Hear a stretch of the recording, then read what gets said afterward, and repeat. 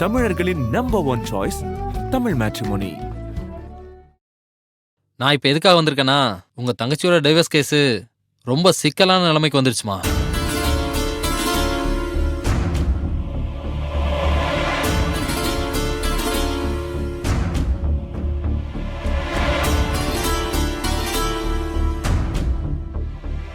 நீங்க டைவர்ஸ் வேணாங்கிற முடிவுல இருந்தாலும் உங்க தங்கச்சியோட மாமியார் டைவர்ஸ் வேணுங்கிறதுல ரொம்ப உறுதியா இருக்காங்க.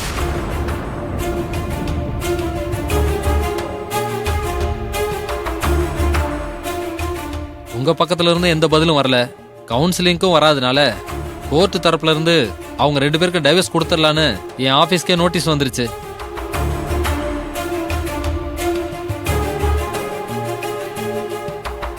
அதான் அந்த விஷயத்த சொல்லிட்டு போலான்னு தான் வந்தேன்.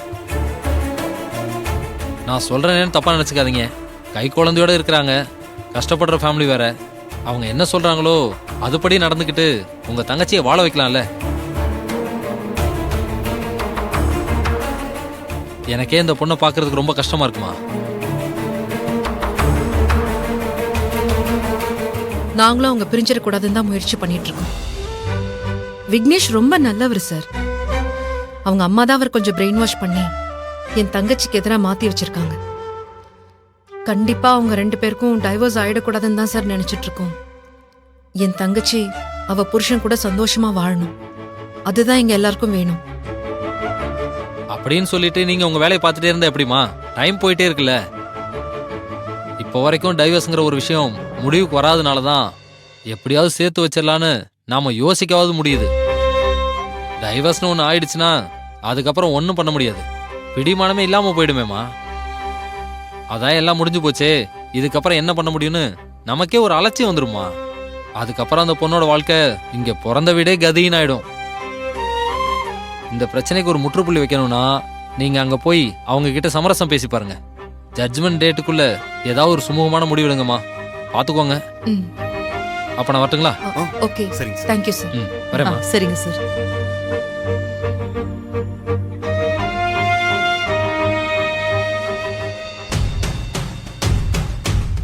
அக்கா, அவர்தான் ஏதோ சொல்லிட்டு போறாருன்னு நீங்க ஏன் வாழ்க்கைக்காக யார்கிட்டயும் போய் கெஞ்சிட்டு இருக்காதீங்க. அதெல்லாம் எதுவும் தேவையில்ல. நான் இங்க நிம்மதியா தான் இருக்கேன். எனக்கு நீங்க எல்லாம் இருக்கீங்கல்ல, நீங்க பாத்துக்க மாட்டீங்களாக்கா? தேவி, நாங்க உன்னை பாத்துக்கிறதுல எந்த பிரச்சனையும் இல்ல. ஆனா ஒரு பொண்ணு புருஷன் கூட தான் வாழணும். நாளைக்கு உன் குழந்தை வளர்ந்து அப்பா எங்கன்னு கேட்டா என்ன சொல்லுவேன்? அப்பா இல்லாம நம்ம எவ்வளவு கஷ்டப்படுறோம். அந்த கஷ்டம் அந்த குழந்தைக்கும் வந்துடக்கூடாது. மாமா, நீங்க வாங்க, நம்ம அவங்க கிட்ட போய் பேசிட்டு வரோம். ஏய், சும்மா ரெடி. கோவத்துல வேணான்னு சொல்லிட்டு அப்புறம் தனியா ரூமுக்குள்ள போய் உட்காந்து அழ வேண்டியது. உன் வீண் பிடிவாதத்தெல்லாம் தூக்கி குப்பையில போடு. மனசளவுல மாப்பிளைய விட்டு பிரியற என்ன உனக்கு இல்லன்னு எனக்கு நல்லாவே தெரியும். தேவி, அன்னைக்கு எல்லாரும் குலதெய்வம் கோயிலுக்கு போகும்போது விக்னேஷ் தம்பிக்கு உடம்பு சரியில்லைன்னதும் நீ எப்படி துடிச்சு போன? அவருக்கு சின்னதா ஏதாவது ஒண்ணுனாலும் உன்னால தாங்க முடியலையே, அப்புறம் எப்படி நிரந்தரமா அவரை விட்டு பிரிஞ்சு வாழ முடியும்னு சொல்ற? தீபாவளியும் பிடிவாதத்தாலையும் உன் வாழ்க்கையை நீயே கெடுத்துக்காதமா. விட்டு கொடுத்து போறதுல தப்பு இல்லையே. ஏன் எனக்கு உங்க அண்ணனுக்கு வராத சண்டையா? நாங்க 2 பேரும் ஒன்னா வாழலையா? வேண்டான்னு விட்டுட்டு போறதுக்கு 1000 காரணம் இருந்தாலும் ஒண்ணு சேர்ந்து வாழ்றதுக்கு ஒரே காரணம் தான், குடும்பம்.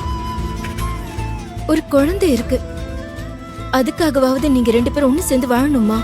இத பாரு, தனம் சொல்றதுதான் என் மனசுலயும் படுது. கயல், நீ எடுத்த முடிவு சரிதான். நீ மாப்பிளைய கூட்டிட்டு போய் அவங்க கிட்ட பேசி பாரு. ஆமா அண்ணி, அன்னைக்கு கூட நீங்க அண்ணனை பார்த்து பேசிட்டு வந்தீங்கல்ல, அப்ப அவர் மனசு மாறிடுவாருன்னு தானே சொன்னீங்க. அப்படின்னா கண்டிப்பா நீங்க திரும்ப போய் பேசுனீங்கன்னா அவர் வந்து தேவி அண்ணிய கூட்டிட்டு போறதுக்கு வாய்ப்பு இருக்கு. அக்கா வேண்டாம்க்கா, சேர்ந்து வாழணுங்கிற எண்ணம் அவருக்கு இல்லாத போது விருப்பமே இல்லாதவரோட என்னால எப்படி வாழ முடியும்? நான் வேணா, என் குழந்தை வேணாங்கிறவர்கிட்ட எப்படிக்கா என்னால வாழ முடியும் சொல்லுங்க. இங்க பாரு, விக்னேஷ் உங்களை வேண்டான்னு மனசார முடிவெடுத்ததா நான் நினைக்கல. அவர் அப்படிப்பட்ட ஒரு முடிவை எடுத்திருக்க மாட்டாரு. ஏதோ ஒரு கோவத்திலையும் ஈகோலையும் இறங்கி வரதுக்கு அவர் யோசிக்கிறாருன்னு தோணுது. ஆனா பேசுனா அவர் புரிஞ்சுப்பாரு. இதுக்கு முன்னாடி 2 தடவை நான் பேசினப்போ அவர் நல்ல விதமா தான் என்கிட்ட பதில் சொன்னாரு. என்ன கொஞ்சம் கோவத்தை வெளிப்படுத்தினாரு, ஆனா சொல்றத காது கொடுத்து கேட்பாரு. அதனால இப்ப போய் பேசினா கண்டிப்பா ஒரு நல்ல முடிவு கிடைக்கும் தான் எனக்கு தோணுது. அக்கா தேவி, உன் வாழ்க்கை எப்படியோ போகட்டும்னு என்னால விட முடியாது. நீங்க 2 பேரும் சேர்ந்து வாழணும், புரியுதா?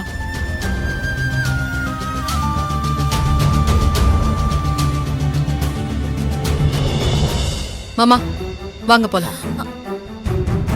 அம்மா நாங்க போயிட்டு வரோம்.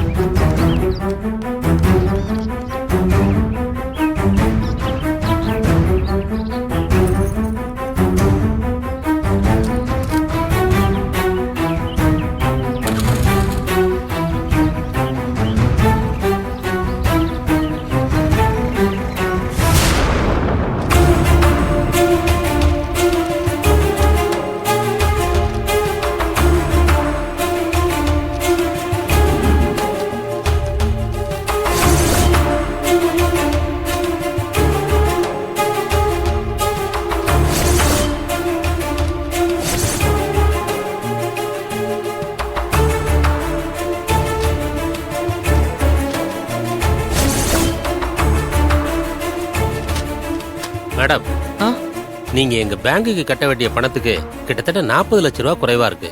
வேற ஏதாவது அசெட்ஸ் வச்சிருக்கீங்களா? சார், இருக்கிற பணம் நாங்க எல்லாத்தையும் கொடுத்தாச்சு. இதுக்கு மேல வேற எதுவும் இல்ல சார். ஓகே, வேற வழியே இல்ல. உங்க வீட்டோட பத்திரத்தை எடுத்துக்கிறோம். நீங்க 2 நாள்ல பே பண்ணிட்டு பத்திரத்தை வாங்கிக்கோங்க.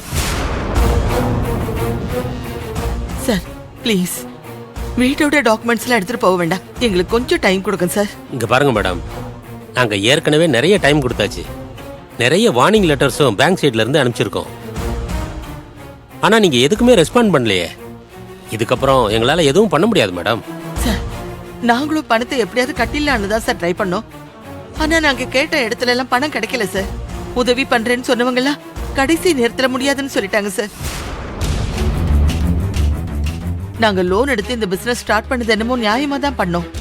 ஆனா இடையில என் பிள்ளையோட பர்சனல் லைஃப்ல கொஞ்சம் மன விரக்தியில இருந்ததால பிசினஸ்ல கவனம் செலுத்த முடியல. அந்த நேரத்துல தான் அவன் பிசினஸ் பார்ட்னரை நம்பி ஏமாந்து போயிட்டான். அதுக்காக நீங்க எங்க கிட்ட வந்து இருக்கிற பண நகையெல்லாம் எடுத்துட்டு போக வேண்டாம்னு சொல்லல சார். இந்த வீட்டை மட்டும் விட்டுடுங்கன்னு சொல்றேன். எப்படியாவது மீதி பணத்தை நாங்க ரெடி பண்ணி கட்டிடுறோம் சார். மேடம், இதுல நாங்க முடிவெடுத்து மாத்துறதுக்கு எதுவும் இல்ல. இது பேங்க் மேனேஜ்மெண்ட் எடுத்த முடிவு. நாங்க எங்க டியூட்டியை தான் பாக்குறோம்.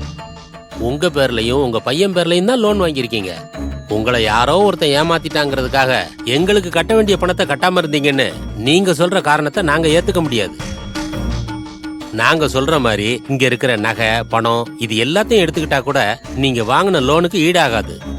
இது இல்லாம கிட்டத்தட்ட 40 லட்சம் ரூபாய் நீங்க கட்ட வேண்டியது இருக்கு. அதை கட்டினீங்கன்னா உங்க வீட்டு பத்திரத்தை கொடுத்துருவோம்.